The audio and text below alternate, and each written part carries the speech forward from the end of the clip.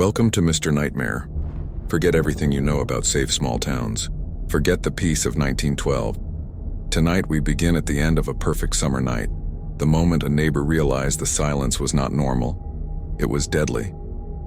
It was Monday morning, June 10, 1912, in Villisca, Iowa, a town built on trust. And the quiet was almost physical when the neighbor, Mary Peckham, approached the house. She knew something was wrong because the Moore family never slept late, and she could see the chimney was cold, the morning chores were undone, and no one answered her persistent knocks. She tried the front door, the back door, all locked from the inside. A strange sign in a town where people left their keys in the mailbox, and finally, she called Josiah Moore's brother Ross, who arrived anxious and grim. And after trying to get a response one last time, he took the key and finally unlocked the kitchen door, forced his way inside, and encountered a silence that was heavier, colder than the summer air outside. Ross moved quickly through the bottom floor, calling out, finding only emptiness until he reached the stairs, climbing them slowly until he saw the first bedroom door. And when he pushed it open, he didn't need to step inside to know the truth. The air hit him first, the faint metallic scent of blood mixing with the dense, close heat of a room that had been sealed all night. Ross backed out, screaming for the doctor, fleeing the house to tell the world that the Moore family was silent. 8 people were dead, and the terror had begun in the most ordinary house, on the most ordinary street, on a morning that was anything but ordinary. To grasp the full impact of the horror that occurred that morning, we must first travel back in time, stepping completely out of the chaos of 1970s San Francisco, or the mafia's domain, and into the world of Villisca, Iowa, in the year 1912. This was a time and place defined by absolute, ingrained trust, a quintessential American small town where doors were never locked, where neighbors knew everyone's business, and where children walked home late at night without the slightest thought of danger. The primary rule of this small town life was trust, which tragically became the primary vulnerability the killer exploited. The townspeople were not prepared for malicious anonymity. Their world simply did not allow for it. The target of this unimaginable violence was the respected Moore family. Josiah Moore was the head of the household, a well-liked businessman who ran the local implement store. He was successful enough to own a comfortable 2-story home, and he was a prominent, active member of the local Presbyterian church. He lived with his wife, Sarah, a devoted mother and homemaker, and their 4 children: Herman, aged 11, Catherine, aged 10, Boyd, aged 7, and Paul, the youngest, aged 5. They were, by all accounts, the model of rural American normalcy, a stable, predictable, and deeply rooted family. Their home was not just a house. It was a sanctuary of middle-class security, a place where evil simply was not supposed to enter. The day before the murders, Sunday, June 9, 1912, had been a perfectly typical relaxing day filled with church activities and social gatherings. The children had attended the church's Children's Day program, a happy event that would unknowingly set the final stage for the tragedy. The Moore children had invited 2 neighborhood friends, 10-year-old Lena Stillinger and 8-year-old Ina Stillinger, to spend the night. This sleepover, a casual act of childlike friendship and parental kindness, was the final devastating factor in the killer's plan. The presence of the Stillinger sisters meant the total number of victims in the house that night rose to 8, doubling the killer's efficiency without any additional planning on his part. This casual invitation, a simple sleepover, turned the entire family unit into a target of opportunity, increasing their collective vulnerability exponentially. The fact that the Stillinger sisters were even there underscored the profound safety the town felt. No parent would have allowed their young children to sleep away from home if any real threat had been perceived. The whole town was operating under the illusion of an unseen, perfect security. This setting, the quiet, trusting small town of Villisca, the innocent warmth of a summer sleepover, the familiarity of every routine, was the essential starting point for the horror.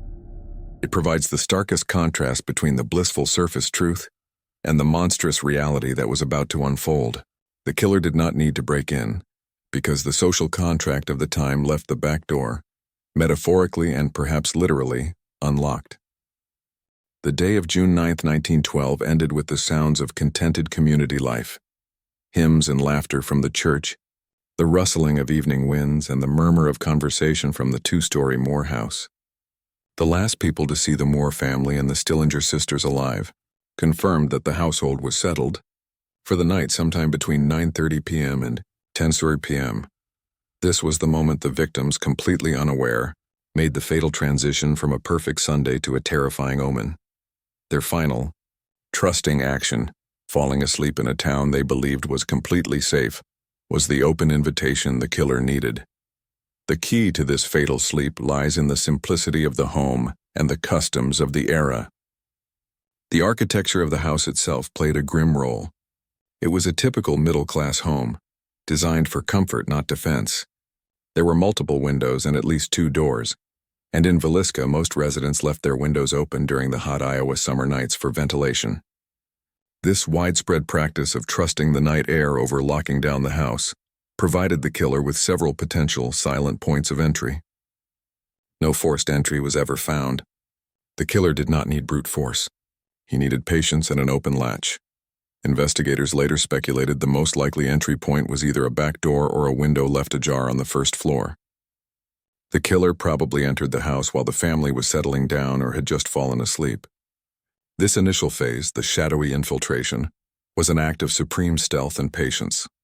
To enter a house containing 8 people, including young, light-sleeping children, and move undetected through the lower floor required detailed knowledge of the house layout, or simply an eerie lack of noise. The killer had to secure his position before the actual violence began. The first, chilling action the killer took inside the house was focused entirely on ensuring his operation remained uninterrupted, securing the weapons and blocking the retreat. A 4-pound axe, owned by Josiah Moore and typically kept in the coal shed outside, was brought upstairs. This axe, the very tool of the murder, became a terrifying, intimate piece of evidence. The killer also located a piece of kindling wood, a small stick which he carried with him. This stick would later be found resting against a wall, suggesting the killer used it to lock or jam the door of the bedroom where Josiah and Sarah slept, ensuring they could not escape or call for help before the attack commenced. This was the first physical omen, the silent preparation for the slaughter. The killer then likely waited. The duration of this wait is unknown, but the motive for waiting was clear. The killer needed the family to be in the deepest phase of their sleep cycle, ensuring maximum silence during the attack. The stillness and deep sleep of the family, achieved only hours after the last sounds of the evening died down, was the ultimate omen. The complete vulnerability of the victims, the violence, when it erupted, was swift and methodical. The killer started on the 2nd floor, likely targeting the master bedroom first where Josiah and Sarah Moore slept. The brutality of the attack was extreme, directed specifically at the victims' faces and skulls, suggesting either deep personal rage or, more chillingly, a deliberate effort to make the victims unrecognizable. The master bedroom scene was the most violent, indicating the killer ensured the most powerful adult figures were eliminated first. The sequence of the remaining attacks reveals the killer's cold, tactical precision. The 4 more children were killed next in their own bedroom. Finally, the killer moved to the other bedroom to murder the 2 young Stillinger sisters. All 8 victims were murdered while sleeping, struck multiple times with the blunt side of the axe, then finished with the sharpened blade. The killer was terrifyingly efficient, achieving mass murder within a matter of minutes without waking the entire neighborhood. But the most disturbing part of this entire event was the subsequent, strange ritual of the aftermath. After the brutal violence, the killer did not immediately flee. He remained in the house for hours, enacting a chilling, non-violent ritual. This is where the true omen of the killer's psychological state is found. The covering. The killer used bedding, clothing, or skirts to completely cover the faces of every single victim. This was a deliberate act of concealment. Why? Was it guilt, preventing the killer from looking at their faces? Or was it an essential part of the ritual, ensuring the complete erasure of the victims' identities? The unused lamp. 2 kerosene lamps were found at the scene. One was found burning low in the bedroom of the Stillinger sisters. The other, found in a downstairs room, was inexplicably unlit, but the chimney had been removed and wrapped carefully in cloth. This suggests the killer brought the lamp to the scene but chose to operate in near total darkness, preferring the terrifying obscurity of the night over illumination. The food. A bowl of food was left out in the kitchen, suggesting the killer may have helped himself to a meal, or perhaps simply had access to the pantry. The axe placement. The bloody axe was left exactly where the killer finished using it, leaning against the wall in the children's room. These post-mortem actions, the covering, the deliberate use of darkness, the simple meal, do not belong to a killer operating in a panicked frenzy. They belong to a methodical, cold, almost ritualistic executioner. The fatal sleep gave the killer his victims, but the aftermath gave the police the terrifying omen. They were not hunting a burglar or a revenge killer. They were hunting a calculated, psychopathic predator who had been free to act out a bizarre, terrifying fantasy in the trusting quiet of a small-town night. The sound of Ross Moore's scream shattered the tranquil facade of Villisca, but the ensuing chaos destroyed any chance of immediate justice. The sheer brutality and scale of the slaughter, 8 people including 6 children killed in their sleep, was a psychological impossibility for the residents of this peaceful Iowa town. Part 2. Their immediate, desperate defense mechanism was to rationalize the darkness, to insist that this methodical evil could not have originated from their trusted community. It had to be an outsider, a passing vagrant, a monster from somewhere else. This collective, frantic need for denial fueled the greatest tragedy of the investigation, the immediate and catastrophic destruction of the crime scene. Within minutes of the discovery, the house was overwhelmed. The local marshal, a man trained only for petty local disputes and enforcing dry laws, was immediately paralyzed.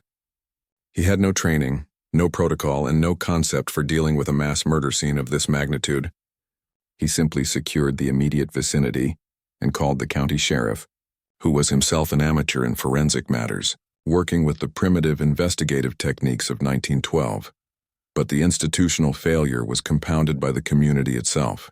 In the initial hours before any true law enforcement could establish control, hundreds of curious, horrified, and frankly undisciplined townsfolk descended upon the Moore house. They were driven by an understandable but fatal mixture of disbelief, grief, and morbid curiosity. They poured through the front door, through the back, and into the bedrooms. They walked the staircase where the killer had climbed silently hours before. They moved furniture, they touched walls, and they contaminated virtually every surface the killer might have touched. The key tragedy of the Villisca murders is that the police investigation was over before it truly began, sacrificed to the communal need to witness the horror up close. The killer had been meticulous in avoiding leaving fingerprints or footprints during his exit. Part 3. But the townsfolk ensured that any minute trace of forensic evidence, fibers, hairs, latent prints on door jambs, footprints in the dusty downstairs, was utterly wiped clean, obscured, or mixed beyond separation by the hundreds of civilian hands and feet. The lack of standardized policing procedures in a rural area like Villisca in 1912 meant the concept of crime scene preservation was practically non-existent. The local authorities were entirely focused on questioning the obvious. Who hated Josiah Moore? Who would commit a crime of local revenge? Rather than gathering the subtle how of the murder, they were hunting a local motive, which required talking to people, but not preserving the forensic evidence that pointed toward a transient, unknown threat. This initial chaos ensured that when the professional investigators, including those from the Burns Detective Agency, finally arrived days later, the house itself was a complete legal disaster. They could confirm the horror. They could note the bizarre ritual of the covered faces and the placed axe, but they could not find a single clean, usable print or track. The evidence of the killer's infiltration, the crucial moment of the fatal sleep, was gone, destroyed by the community's lack of preparedness and their desperate psychological need to believe that such darkness could not be local. The killer, operating in the darkness, had ensured his physical escape. The community, operating in the blind light of shock, ensured his legal escape. The paradox was complete. The town's failure to handle the crisis was a direct result of the perfect trust and safety they had enjoyed up until that very morning. The investigation was left with only theories, rumors, and contaminated psychological evidence, forever trapped in the darkness of its own making. The contamination of the Villisca crime scene, Part 4, meant the police were almost entirely deprived of physical evidence. No clean fingerprints, no clear footprints, and no fibers to trace. But the killer, in his cold, methodical aftermath, left behind an overwhelming amount of psychological evidence. a terrifying nonverbal message that investigators were forced to read. This was the strange dialogue of the crime scene itself, a ritualized set of actions that defied conventional motive and revealed a unique, chilling mental state. This ritual was not born of panic. It was born of profound, calculated control. The moment the killer finished the physical act of murder, he began the performance. Firstly, the most immediate and disturbing act was the covering. The killer used blankets, skirts, or other pieces of cloth to completely conceal the faces of all 8 victims. This was an undeniable, consistent action applied to every single person in the house, suggesting it was an essential part of the killer's personal ritual. Investigators immediately asked why. Was this an act of rudimentary guilt, where the killer could not bear to look at the faces of his victims? Or, more chillingly, was it an act of deliberate dehumanization, a final punctuation mark ensuring that the dead were completely erased, silenced, and made faceless?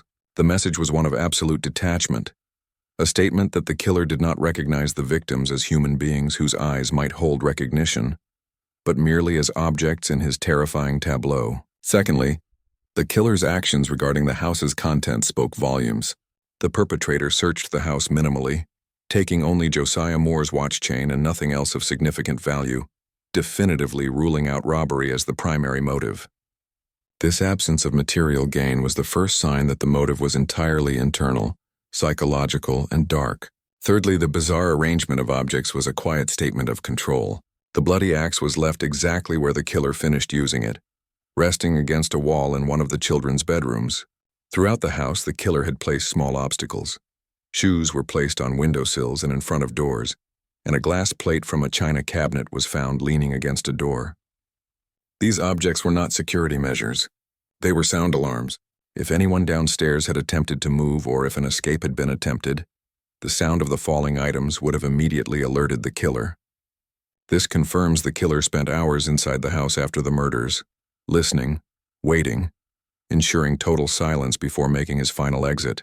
This prolonged period of waiting is the ultimate strange dialogue, the killer communicating his psychological need for solitude and observation in the silence he had created. Fourthly, the evidence of food revealed the chilling calm of the perpetrator. A piece of untouched food, described by some as a piece of lunch pail containing a small meal, was found on the kitchen floor along with a bowl used for food. This suggests the killer may have helped himself to a small private meal, or at the very least had the psychological presence of mind to access and manipulate the home's pantry hours after the bloody attack. This chillingly reinforces the notion of a methodical, unhurried, and deeply detached personality. Not a frightened transient, but an entitled resident of the darkness.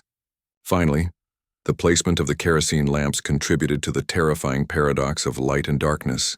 A lamp was found burning low, almost exhausted of oil in the Stillinger sisters' room, but another lamp was found inexplicably unlit in the downstairs parlor, carefully prepared, but not used.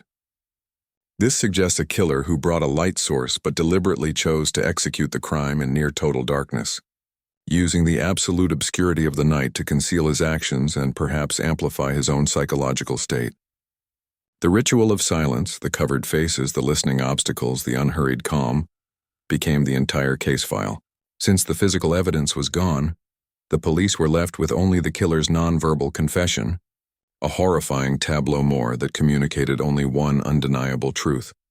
They were hunting a singular, unique psychopathic mind who used a small Iowa house as his personal altar for a dark, private ritual. With the traditional physical evidence largely destroyed by the overwhelming crowds, Part 4, and the psychological evidence pointing only to the chilling ritual of silence, Part 5, investigators were forced to concentrate on the strange, non-logical visual details left at the scene. Among all the killer's methodical actions, the evidence concerning light was the most confusing and symbolically powerful, the paradox of the unused lamp. Why would a killer choose to operate in total darkness when he had the means to illuminate his actions? The crime scene presented two crucial pieces of evidence regarding the kerosene lamps. One lamp, found in the bedroom of the Stillinger sisters, was nearly out of oil and had gone dark, indicating it had been burning for several hours, likely placed there by the killer to provide minimal light for a time, or perhaps as a timed mechanism to run out and plunge the room into darkness. However, The second lamp found downstairs in the parlor was the true key to the killer's state of mind. This lamp was completely unlit, but the glass chimney had been deliberately removed and the wick was prepared. Crucially, that chimney was found carefully wrapped in a piece of cloth. This detail was not an accident. It was a profound, puzzling visual clue regarding the killer's psychology. It strongly suggested that the killer either brought a light source or prepared one upon entering, but then consciously chose to avoid using it after the murders were completed, preferring to operate in the pitch black. This action immediately ruled out any theories involving a panicked burglar who needed light to find valuables or an assailant who needed clarity to ensure his escape.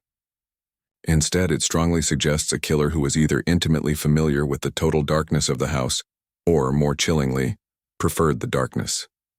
This choice reinforced the hypothesis that the act of covering every victim's face, Part 5, was not merely an afterthought or a moment of guilt, but an essential component of the darkness ritual. The killer needed an environment where no one, not the victims and not the killer himself, could see the faces or the brutal aftermath. He needed absolute obscurity to execute and perhaps derive satisfaction from his ritual. The killer's effort to meticulously remove and wrap the glass chimney was another layer of chilling calculation. This suggested he wasn't interested in making noise. If the lamp were moved or jostled, the chimney might clatter, alerting any remaining family members or neighbors. By removing and wrapping the chimney, the killer ensured silence, reinforcing his ultimate control over the soundscape of the house. Every action the killer took, from placing obstacles on doors to the strange handling of the lamp, was an act of deliberate noise suppression. Furthermore, the covering of the house's windows and doors with cloth or clothing, which was also found at the scene, became part of this light-darkness equation. This was an attempt to seal the darkness inside, blocking out any weak rays of dawn or moonlight from outside, ensuring absolute secrecy during his prolonged stay.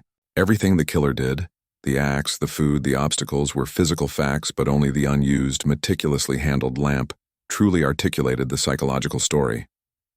It revealed a killer who was not just an assassin, but a self-appointed master of the night, a man who viewed light as an adversary, not an ally. This detail definitively closed one door of investigation. The police could no longer look for a simple, conventional motive based on function or logic. They were forced to accept that they were dealing with a mind driven by a bizarre, internal ritualistic command that made no sense to the rational world, forcing the investigation into the difficult realm of pure psychological analysis and the search for an individual with a unique, dark compulsion. The forensic evidence was ruined, Part 4, and the psychological evidence, the ritual of the covered faces and the unused lamp, Part 6, pointed to an unknown, methodical psychosexual killer. At this critical juncture, the investigation had to move from analyzing the scene to analyzing the community. This shift marked the turning point of the entire case, as police and investigators began to focus on specific suspects, splitting the investigation down two mutually exclusive, ultimately catastrophic paths. The first path was easy for Villisca to swallow: local revenge. The most immediate and conventional suspect was Frank Jones, Josiah Moore's business rival. Jones was a state senator and a wealthy lumber dealer, and Moore had previously been his employee before establishing his own rival implement store. The business competition between the two men was bitter and intense. Rumors circulated that Jones resented Moore's success, and that the two had engaged in heated public arguments. This theory, which suggested a local plot of revenge or anger, satisfied the town's desperate psychological need to rationalize the darkness, Part 4, with a motive they understood: greed and envy. This narrative provided a comforting familiarity compared to the idea of a random monster. The evidence against Jones was purely circumstantial. He had a motive, and he was known to have enemies. But it was seized upon by the community and, crucially, by influential private detectives. The investigation's conflict was cemented with the arrival of J.N. Wilkerson, a highly aggressive private investigator hired by the victim's family, largely fueled by the belief that Jones was behind the crime. Wilkerson became consumed with proving the Jones theory. His methods were controversial, aggressive, and often crossed ethical lines. He paid informants and manipulated testimony, turning the investigation into a localized witch hunt focused on economic rivalry rather than forensic fact. His obsessive focus on Jones and the ensuing legal battles wasted years of investigative time and resources. The investigation became less about the evidence and more about proving Wilkerson's conviction, creating an institutional tunnel vision that would eventually cost the state dearly. However, a competing, far more terrifying theory began to emerge, forming the second, truer path of the investigation, the national shadow. As details of the Villisca murders were published across state lines, professional detectives began noting chilling similarities to other unsolved axe murders that had recently occurred in other small towns. Specifically, the murder of the elderly couple, the Shoemaker family in Colorado, and other similar unsolved cases in Kansas. This theory suggested the murderer was not a local businessman seeking revenge, but a wandering serial killer, a meticulous psychopath who traveled by train, targeting small, trusting communities where he knew police competence would be low. This theory fit the bizarre, ritualistic elements of the crime far better than a local motive. The methodical covering of the faces, the placement of the axe, the lack of robbery, and the chilling calm required to spend hours in the house after the slaughter. This national shadow theory presented a terrifying conclusion. The murderer was completely unknown to the town, was still likely traveling, and was capable of striking anywhere. The simultaneous existence of these two strong but contradictory theories, the local revenge plot championed by the private eye, and the wandering psychopath theory supported by police patterns, created a fatal misdirection. The investigation fractured. Resources were divided between chasing Jones's fragile alibis and coordinating with police departments in distant states to check the serial killer pattern. This institutional conflict ensured that no single unified theory was ever pursued effectively, allowing the killer, whoever they were, to safely disappear into the confusion. The crucial turning point was not the discovery of a new clue, but the realization that the shadow of the suspect had split into multiple confusing forms, guaranteeing that the path to the true perpetrator would remain shrouded in doubt and legal argument. The fragmentation of the suspect theories, when Part 7, a split between the theory of local economic revenge against Josiah Moore and the theory of a transient serial killer, pushed the Villisca investigation into a state of total systemic crisis. The crisis was no longer about the crime itself. It was about the legal and institutional breakdown that allowed the perpetrator to safely retreat. The major source of this chaos came from the influence of private investigator J.N. Wilkerson. Wilkerson, hired by the victim's family and consumed by the theory that local rival Frank Jones was responsible, effectively turned the investigation into a costly, aggressive, and utterly destructive personal war. Wilkerson was not interested in the destroyed forensic evidence, Part 4, or the bizarre ritualistic actions, Part 5. His sole objective was to legally corner and bankrupt Jones. Wilkerson spent enormous sums of money hunting for circumstantial evidence, attempting to bribe witnesses, and twisting testimony. His relentless private campaign forced the official county law enforcement into a defensive crouch, compelling them to exhaust crucial resources on fighting Wilkerson's legal maneuvers and defending their own procedural failures, rather than focusing on the active hunt for a potential traveling serial killer. This disastrous institutional conflict was compounded by the police's low competence level in 1912, guaranteeing that the path of the most logical criminal profile, the anonymous transient killer, was abandoned. As the official investigation stalled due to internal conflict and legal costs, a bizarre phenomenon emerged that amplified the chaos: the involvement of psychic detectives and amateur sleuths. The sheer notoriety of the case, combined with the community's desperation, attracted a relentless flood of individuals claiming to possess supernatural powers or clairvoyance regarding the killer's identity. One notorious psychic provided vague, useless clues and dramatic pronouncements, yet consumed invaluable time as officers felt obligated to track down and verify every fantastical claim.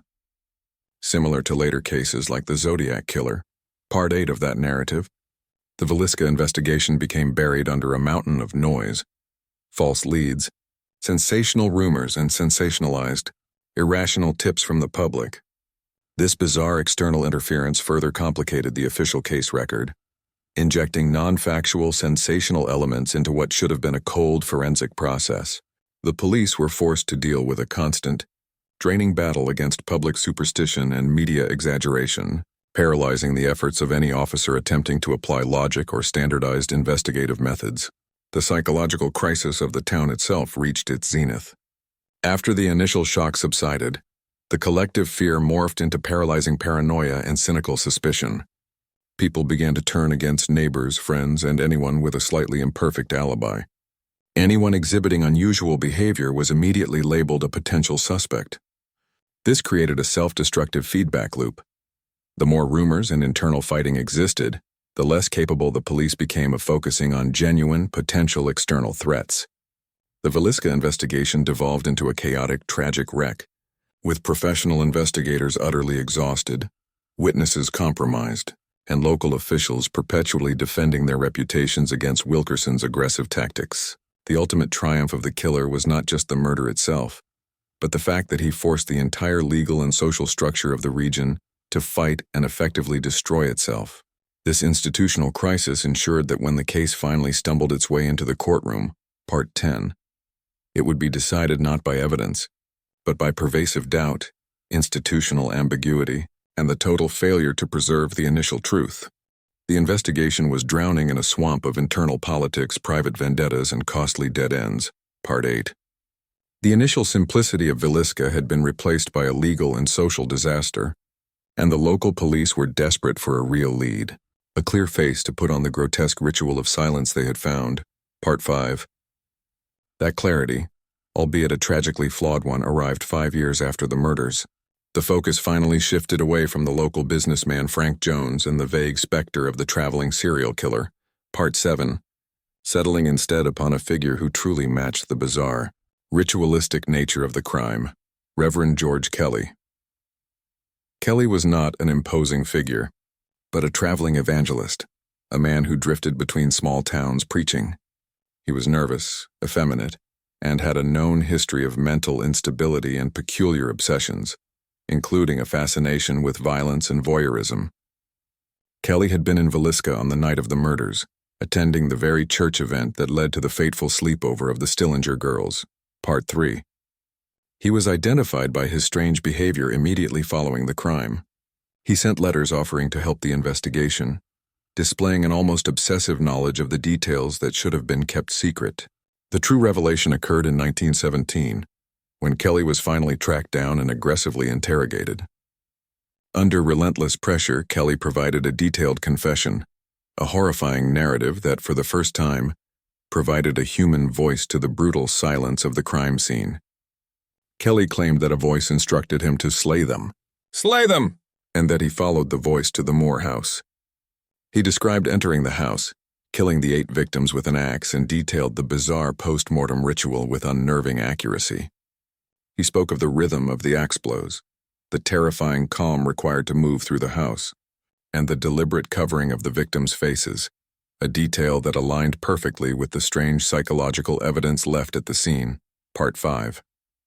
For the exhausted investigators, this confession was the long-awaited proof, the immediate answer to the nightmare, instantly replacing years of fruitless searching. They finally had a name, a motive, rooted in psychological delusion, and a full narrative that connected the preacher who was present that night to the horrifying ritual. This revelation should have been the end of the case the moment justice finally prevailed. However, the revelation was deeply, fatally flawed. Kelly quickly retracted his confession, claiming it was coerced, a product of a long, sustained interrogation designed to break his already fragile mental state. He argued mental exhaustion, manipulation, and the fear of the police. This immediate retraction plunged the legal process into a profound crisis. The focus of the investigation instantly shifted from who did it to how the confession was obtained. The legal system was trapped. They had a suspect who perfectly matched the crime's unique psychological signature, who had confessed to the crime, yet whose confession was tainted by the methods used to extract it. The subsequent trials became legal disasters. The prosecution, relying almost entirely on the confession, struggled to overcome the defense's argument that a mentally ill man was coerced into confessing to a crime he did not commit. They were fighting not just the defense attorney, but the prevailing sentiment against police overreach. Despite the horrifying psychological fit, the traveling habit, the bizarre obsessions, the scientific evidence remained useless. There were no matching fingerprints, and the bloody clothes Kelly was rumored to have disposed of were never found. The institutional failure to preserve the crime scene, Part 4, and the aggressive, non-standard tactics used in the interrogation room, Part 8, came home to roost. The trials ended in hung juries and ultimately, acquittal. The police had found their man, received his confession, but failed to secure the conviction. The revelation was incomplete, leaving behind the devastating truth that the legal system failed to prove the guilt of the one suspect who seemed to answer the psychological questions posed by the silent, ritualistic massacre. The killer, whether it was Kelly or someone else entirely, walked free, leaving the community with an impossible burden of doubt. The stage was set not for the closure of a crime, but for the judgment of an investigation. Following the shocking revelation of Reverend George Kelly's confession and subsequent retraction, Part 9, the case entered its final, most devastating phase. The courtroom. The trials of George Kelly, for the murder of the Moore family, became the ultimate reckoning for every systemic failure, procedural error, and political vendetta that had plagued the Villisca investigation since that silent June morning in 1912.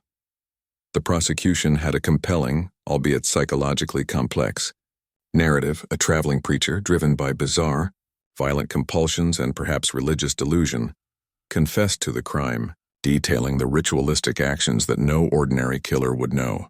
The defense, however, held the strongest hand, and their victory would ultimately define the price of justice. The defense did not necessarily need to prove Kelly's innocence. They merely needed to prove that the prosecution's case, built upon years of incompetence and corruption, could not be trusted beyond a reasonable doubt. The central conflict was the confession itself. The defense ruthlessly attacked the methods used to obtain the confession, arguing persuasively that Kelly, a man with a documented history of severe mental instability and psychological fragility, had been subjected to a grueling, sustained interrogation designed solely to break his will, not to find the truth. They painted a devastating picture of police overreach, where desperation, fueled by 5 years of failure, led authorities to prioritize a coerced admission over actual evidence. This legal strategy was directly supported by the failures in Part 8. The crisis, specifically the institutional chaos and the highly irregular tactics employed by the various detectives, particularly those associated with the aggressive approach that brought Kelly to bear. Furthermore, the defense relentlessly hammered home the devastating lack of corroborating physical evidence.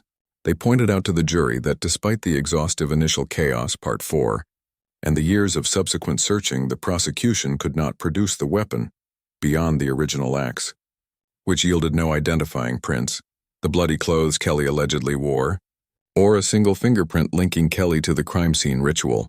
Part 5. The inability to link Kelly to the scene forensically transformed the entire prosecution into a battle of competing psychological theories, which is inherently unstable in a court of law. The price of justice became apparent as the private investigator, J.N. Wilkerson, Part 7, became a focus of the defense. Wilkerson, obsessed with the Frank Jones theory, had so thoroughly contaminated the local witness pool with his payoffs, intimidation, and manipulation that the defense successfully argued the entire foundation of the Villisca investigation was corrupt. The jury was left to decide whether to trust the word of a law enforcement system that had been proven to pay informants and pursue personal vendettas, or the highly publicized confession of a mentally unstable preacher. The result was not a moment of legal clarity, but a final, bitter defeat for the community. The jury either hung or issued an acquittal. Kelly was formally deemed not guilty, walking free from the courtroom. This legal conclusion cemented the most tragic aspect of the Villisca murders. The case was rendered unsolvable, not because the killer was a genius, but because the investigation was fundamentally flawed. The immense price paid for this initial incompetence and the subsequent internal conflicts was the guaranteed acquittal of the strongest suspect they ever found. The killer, Whether George Kelly or the actual transient serial killer was granted permanent immunity by the system's own lack of professionalism and its surrender to internal chaos and public pressure. Part 8. The legal efforts, the act of survival for the prosecution, ended in the revelation that the truth was permanently obscured, buried beneath the dust of contaminated evidence and the shadow of coercion, leaving the families with no definitive closure, and the entire town with a permanent legal doubt. The final judgment of the Villisca murders was not guilt or innocence, but institutional failure. The acquittal of Reverend George Kelly, Part 10, did not close the book on the Villisca Axe murders. It simply cemented the town's enduring agony. With the legal system having failed, the consequence of initial procedural incompetence, Part 4, and subsequent conflict, Part 8, the physical house itself became the only remaining vessel for the truth. This failure of justice immediately forged the case's most powerful and enduring legacy: the haunted house. The house on East 2nd Street was instantly transformed from a home into a monument of permanent, unresolved terror. The town of Villisca, built on absolute trust and quiet normalcy, Part 2, experienced a catastrophic and irreversible psychological collapse. The core community trust was shattered. Neighbors no longer left doors unlocked, and economic life slowly decayed as people moved away from the site of the unsolved horror. The house stood as a physical scar, a constant silent reminder that the brutality they had denied came from within, or at least walked freely among them. This communal burden of doubt immediately fueled the rise of the supernatural legend. When human answers failed, the public and the community turned to a supernatural rationalization for a crime that felt fundamentally inhuman. The unsolved nature of the murders, combined with the bizarre post-mortem ritual, Part 5, the covered mirrors, and the unused lamp, Part 6, created the perfect framework for a haunting. People needed a force to blame, and a ghost was an easier concept to manage than the idea of an anonymous, methodical killer who simply vanished. Rumors began circulating immediately after the murders. Tales of strange sounds, the movements of objects, and the continued presence of the Moore family spirits. The house was not just vacant, it was instantly deemed cursed. This shift from true crime site to commercial tourist attraction is one of the darkest aspects of the legacy. Decades after the murders, the house was restored and opened to the public, offering tours and, most sensationally, overnight stays. The tragedy of the Moore family was monetized, generating income from the very terror the killer inflicted. This commercialization represents the killer's ultimate, unintended spectacle: the ability to generate revenue from the permanent void he created. People pay money for the chance to sleep exactly where the family was killed, hoping to encounter the killer's presence or the victim's restless spirits. This phenomenon highlights a profound cultural shift: the transformation of sacred grief into exploitable entertainment, a morbid curiosity fueled entirely by the lack of resolution. The house's most famous feature became its own code of conduct, the legendary rules that tourists and paranormal investigators are instructed to follow. The most cited of these rules is the one referenced in the title, "Never light a candle." This prohibition against introducing light into the darkness becomes a profound metaphor. It is the community's subconscious final instruction to respect the killer's original ritual, the preference for total darkness that defined his time inside the house. The rule is an acknowledgement that the killer's spirit, or the spirit of the event, dominates the space, demanding that visitors abide by the rules of the terror imposed in 1912. The legacy is thus a perpetual loop.